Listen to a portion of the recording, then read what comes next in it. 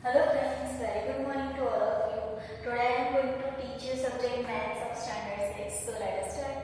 Okay, so I will start with chapter number 11, algebra. Okay, so algebra is the one part of mathematical subject. Okay, so ये जो topic है algebra का, ये थोड़ा different topic है. अब किस तरह से ये डिफरेंट है I will explain. Okay, so यहाँ पे जैसे कि आपको पहले जो चैप्टर्स थे उसमें इक्वेशन बनाने के आते थे, इक्वेशन अगर दिए हो तो उसके स्टेटमेंट्स लिखने के आते थे. ठीक है, बट ये चैप्टर में क्या है कि थोड़ा डिफरेंट है. इसमें क्या होगा कि आपको पैटर्न्स दी होगी. ठीक है, आपको इसमें क्या दिया होगा, पैटर्न्स दी होगी. तो उसके ऊपर से आपको डिसाइड करना है कि उसका फॉर्मूला क्या बन सकता है. And then after you have to put up equations. Okay, so I will start.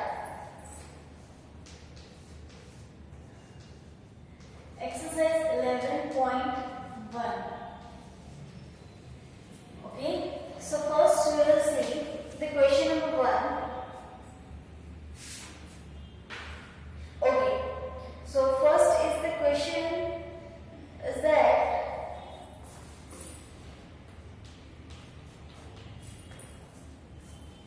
find the rule which gives the number of matchsticks required to make the following matchstick pattern. Use a variable, write the rule.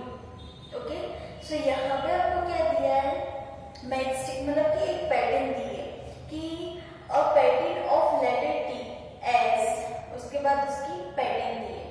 ठीक है, तो आपको ये identify करना है कि इसमें कितनी मैचस्टिक लगेगी और उसको एज ए इक्वेशन आप कैसे बनाओगे. ठीक है, तो फर्स्ट ऑफ ऑल है यहाँ पे आपको पैटर्न दी है, टी की पैटर्न दी है. ठीक है, तो टी की पैटर्न आपको एज अ मैचस्टिक कैसे दी है, टी की पैटर्न आपको एज अ मैचस्टिक इस तरह से कुछ दी है. ठीक है, so first of all you have to determine that कि ये जो पैटर्न है उसमें कितनी मैचस्टिक लगेगी. ठीक है, तो जैसे कि ये टी है तो टी में कितनी मैचस्टिक यूज होती है, 1 and 2. ओके, सो कितनी मैचस्टिक यूज हुई, 2 मैचस्टिक. अब इसको equation as a equation form में अगर हमें कन्वर्ट करना होता है तो इक्वेशन में हम क्या यूज करते हैं, वेरिएबल यूज करते हैं. What about variable like 3a 5b 10n, ये सब हम इक्वेशन में इस तरह से पढ़े हुए हैं. तो जो आगे का होता है इसको बोलते हैं कोएफिशिएंट, एंड लास्ट में जो बाद में होता है जो एज ए लीटर होता है जिसकी वैल्यू हमें नहीं पता उसको हम बोलते हैं वेरिएबल.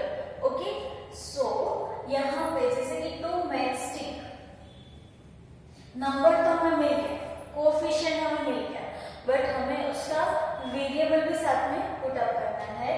तो आप यहाँ पे कोई मेंशन नहीं किया कि आपको ए रखना है, बी रखना है, एन रखना है, कोई यहाँ पे मेंशन नहीं किया है.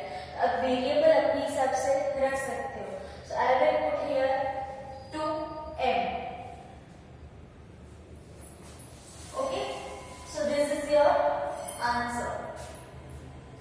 As well as in all the term, मतलब कि जो भी जितने भी टर्म दिए यहाँ पे जी तक टर्म दिया है उसमें सेम है. फॉर एग्जाम्पल हम नेक्स्ट ले लेते हैं ई. तो ई में कौन सी पैटर्न बनाई हुई है, ई की पैटर्न है. ई की पैटर्न किस तरह से बनाई है, कुछ इस तरह से बनाई है. ओके, सो इसमें कितनी मैचस्टिक लगेगी, इसमें कितनी मैचस्टिक है, सो 1 2 3 4 5. Okay, so here you get 5 matchstick and variable n. ठीक है, एक ही क्वेश्चन में ऐसे नेसेसरी नहीं है कि आपको एक ही वेरिएबल रखना है, आप अलग अलग वेरिएबल रख सकते हो. बट मोरल इज दैट कि आपको ये शो करना है कि क्वेश्चन में आपको क्या पूछ रहा है और उसका आंसर परफेक्टली आपको आना चाहिए. ठीक है, सो इसी तरह से सारे जो क्वेश्चन है उसमें यही है. देन आफ्टर आपको वर्ड प्रॉब्लम्स सम दिए, वर्ड प्रॉब्लम्स दिए हुए, सो उसमें आपको फिगर दी हुई है एंड देन आफ्टर ब्रैकेट में देखो यहाँ पे क्या था, यहाँ पे आपको कुछ मेंशन नहीं किया था कि आपको कौन सा वेरिएबल रखना है, ठीक है, बट इन वर्ड प्रॉब्लम्स आपको हर एक क्वेश्चन में ब्रैकेट में दिया हुआ है कि आपको कौन सा वेरिएबल यूज करना है। फॉर एग्जांपल आप थर्ड नंबर सम में देखो तो उसमें वेरिएबल n यूज करना है, लास्ट में ब्रैकेट दिया है use n for the number of row. 4 में है तो यूज b, मतलब कि b वेरिएबल यूज करना है, मतलब कि आपका जो भी न्यूमेरिकल आंसर आता है, कोएफिशिएंट आंसर आता है, उसके साथ आपको वेरिएबल b यूज करना है। Then after the teacher 5 number जो सम उसमें s वेरिएबल यूज करना है। तो इस तरह से आपको यहाँ पे ब्रैकेट में दिया हुआ है। तो क्वेश्चन मतलब कि एग्जाम में भी आपको सेम ऐसे ही करना है, अगर आपको ब्रैकेट में दिया है कि आपको कौन सा वेरिएबल यूज करना है, so you have to put down that variable, but if it doesn't mention in the question paper, so you can put out any variable as you like, okay. So we see the question number 4. Okay, so in the question number 4 I will read the sum. If there are 50 mangoes in a box, how will you write the total number of mangoes in item of the number of boxes? मतलब कि यहाँ पे आपको question ऐसा पूछा है कि अगर एक बॉक्स में 50 मैंगोज है, तो ऐसे अगर बहुत सारे हम बॉक्सेस ले ले तो उसमें हम कितने मैंगोज पुट आउट कर सकते हैं। तो हम जनरली उसमें एक फॉर्मूला टाइप का रखते थे कि अगर वन बॉक्स में 50 मैंगोज, सो इतने बॉक्स में हाउ मच, ठीक है। जैसे कि मैं आपको डिटेल में एक्सप्लेन करती हूँ, जब भी हम वर्ड प्रॉब्लम के और मल्टीप्लिकेशन के सम्स करते थे तो हम कौन सा इक्वेशन रखते थे कि वन बॉक्स में 50 मैंगोज, सो सपोज हमें दिया होता था कि 5 बॉक्स में हाउ मच, ओके, तो फिर हम उसकी नंबर ऑफ मैंगोज फाइंड कर देते हैं 5 into 50 upon by divided by 1, okay. But यहाँ पे जो इक्वेशन है, क्वेश्चन है, यहाँ पे आपको क्या दिया है, इफ वन बॉक्स में 50 मैंगोज हम पुट अप कर सकते हैं, तो ऐसे अगर हम बहुत सारे बॉक्स ले ले, यहाँ पे क्या मेंशन किया है, मोर, ठीक है, मोर मैनी ऐसा कुछ वर्ड यूज किया है यहाँ पे, will number of mangoes come in the boxes, okay. यहाँ पे कोई वर्ड मेंशन ही नहीं किया है, मतलब कि आपको क्वेश्चन में ये पूछा है कि ऐसे अगर हम थोड़े और बॉक्सेस ले ले तो उसमें हम कितने मैंगोज पुट अप कर सकते हैं।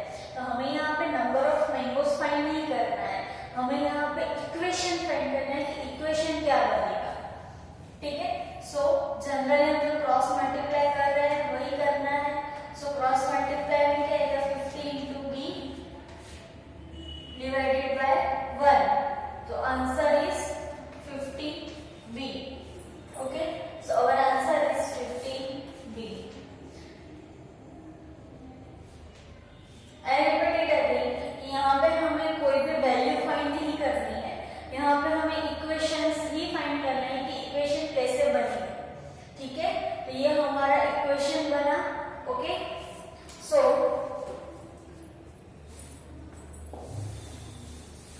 बाकी के जो सम्स है, वर्ड प्रॉब्लम के सम्स है, वो भी इसी तरह से है, किसी में प्लस करना होगा, किसी में माइनस, किसी में मल्टीप्लाई, किसी में डिवाइडेशन, ऐसे करना होगा। सो आपको इस तरह से इक्वेशंस बनाना है। नाउ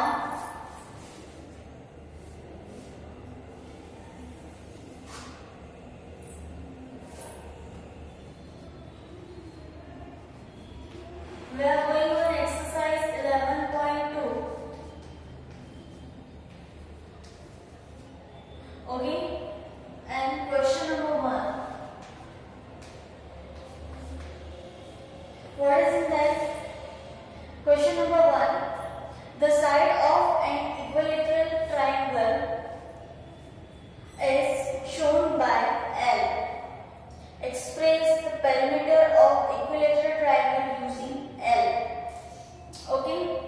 यहाँ पे आपको क्या दिया है, एक यहाँ पे फिगर दी हुई है, इक्विलेटरल ट्रायंगल। ओके, सो यहाँ पे मैं आपको एक्सप्लेन करती हूँ कि क्वेश्चन नंबर 1 में क्या दिया है। इक्विलेटरल ट्रायंगल मतलब कि ऐसा ट्रायंगल कि जिसकी ऑल साइड्स इक्वल है, ठीक है, ऑल साइड्स कैसी है, इक्वल है। जैसे इक्विलेटरल ट्रायंगल आपको दिया हुआ है, ठीक है, तो आपको इसका फॉर्मूला, इसके पैरामीटर का फॉर्मूला फाइंड करना है। How can you find that? अब यहाँ पे सपोज दैट हम मेंशन करते हैं L, जो क्वेश्चन में दिया हुआ है, ठीक है, क्वेश्चन में हमें दिया हुआ है कि हमें वेरिएबल कौन सा लेना है, तो हम L पुट अप किया है।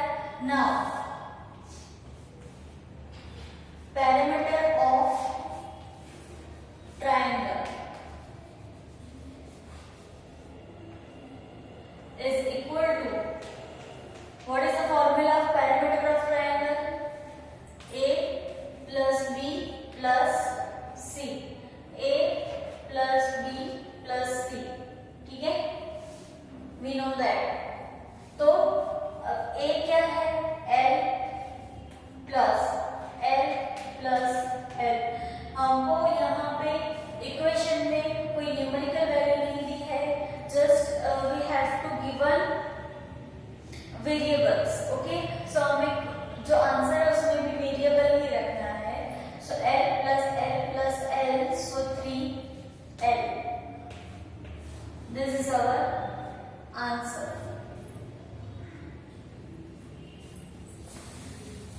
उसी तरह से क्वेश्चन नंबर 2 है, नेक्स्ट सम जो क्वेश्चन नंबर 2 है उसमें भी कुछ इसी तरह से आपको दिया हुआ है।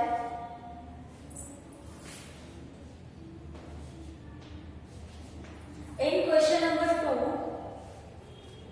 The sides of regular hexagon in figure 11.10, side में आपको जो फिगर दी हुई है हेक्सागोन की, वो is denoted by L, express the parameter of hexagon using L।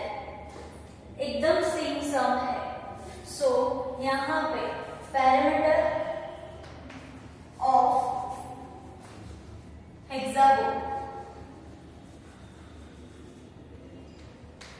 Okay, parameter of hexagon का फॉर्मूला क्या है, 6 into L, ये डायरेक्ट फॉर्मूला है।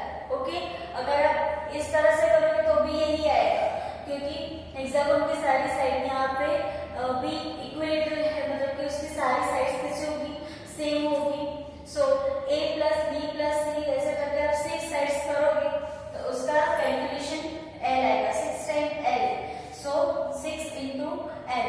जैसे हम स्क्वायर होता है तो पैरामीटर ऑफ स्क्वायर का फॉर्मूला क्या होता है, 4L, ठीक है, इसी तरह से पैरामीटर ऑफ हेक्सागोन तो 6 into L, so answer is 6L। Okay, so in this chapter आपको कोई मेहनत करने की जरूरत नहीं है, क्योंकि ये चैप्टर इसी तरह से एकदम इजी चैप्टर है। आपको बस इसी तरह से क्वेश्चन पढ़ के फॉर्मूला ही बनाना है और कुछ हार्ड वर्क यहाँ पे आपको नहीं करना है। Okay, so now we going on exercise 11.3।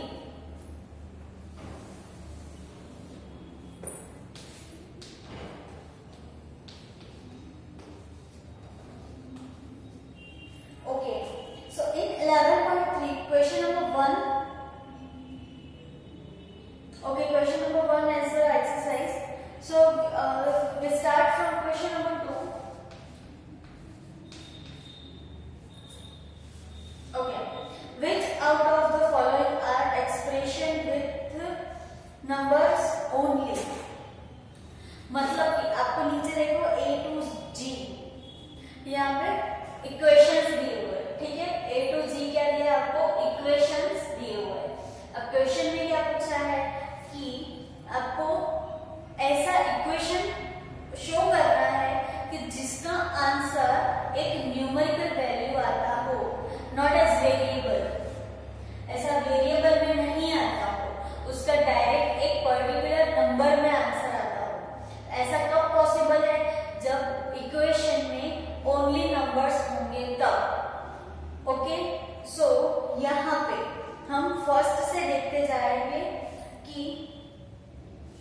ए, तो ए क्या है, ए में आप देखो वेरिएबल है y प्लस 3, ओके। सो इसमें क्या है, वेरिएबल है, वेरिएबल y, तो यहाँ पे आपको वेरिएबल y की वैल्यू नहीं दी है, तो यहाँ पे आपका आंसर जो है वो कौन से टर्म में आएगा, वेरिएबल टर्म में ही आएगा, ठीक है। इसका कोई पर्टिकुलर न्यूमेरिकल आंसर नहीं निकलेगा। Next is B. अब बी में भी आप देखो तो 7 into 20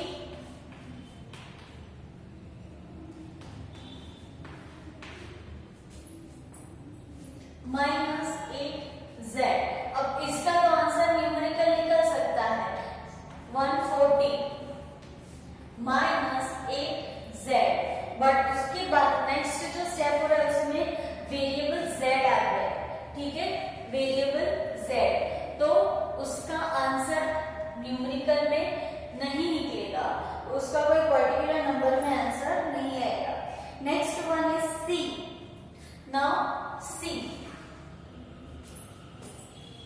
521 minus 7 plus 7 into 2, okay.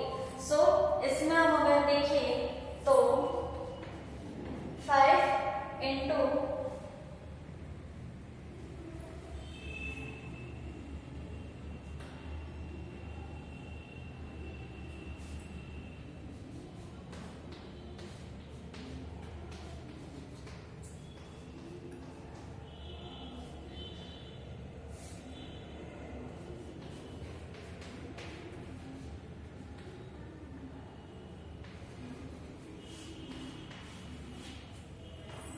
जो हम नॉर्मली करते हैं वैसे ही मैंने मल्टीप्लिकेशन सब्ट्रैक्शन वो सब किया है, ठीक है।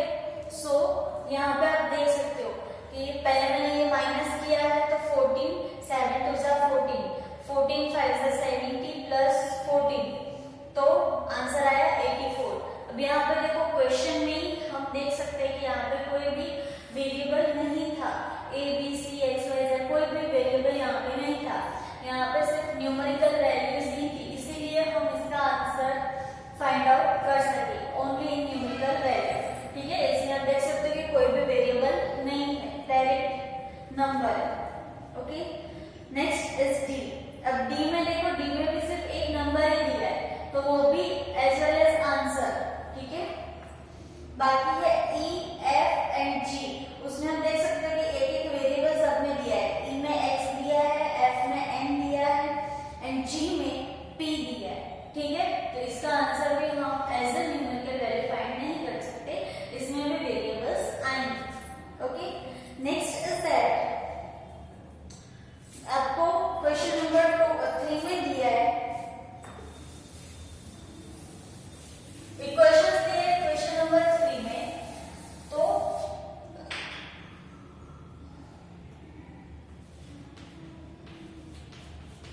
उसमें क्या करना है कि identify the operations in forming the following expressions and tell how the expression have been form. मतलब कि आपको देखो यहाँ पे कॉमा करके एक से ज्यादा एक्सप्रेशंस दिए हुए हैं, ठीक है, एक से ज्यादा एक्सप्रेशंस यहाँ पे दिए हुए हैं, तो आपको ये आइडेंटिफाई करना है कि फर्स्ट एक्सप्रेशन कौन सा है, सेकंड कौन सा है, थर्ड कौन सा है, फोर्थ कौन सा है। तो यहाँ पे अगर हम एग्जांपल नंबर ए लेंगे, उसमें आप देखो कि जो फर्स्ट इक्वेशन आपको दिया है z plus 1, it is the relation of addition. यहाँ पे कौन सा रिलेशन हुआ, एडिशन, का आपको लिखना है एडिशन। उसके बाद कॉमा करके जो सेकेंड इक्वेशन है, मतलब z माइनस 1, ये कौन सा हुआ, सब्ट्रैक्शन। उसके बाद जो थर्ड दिया है आपको, वो दिया है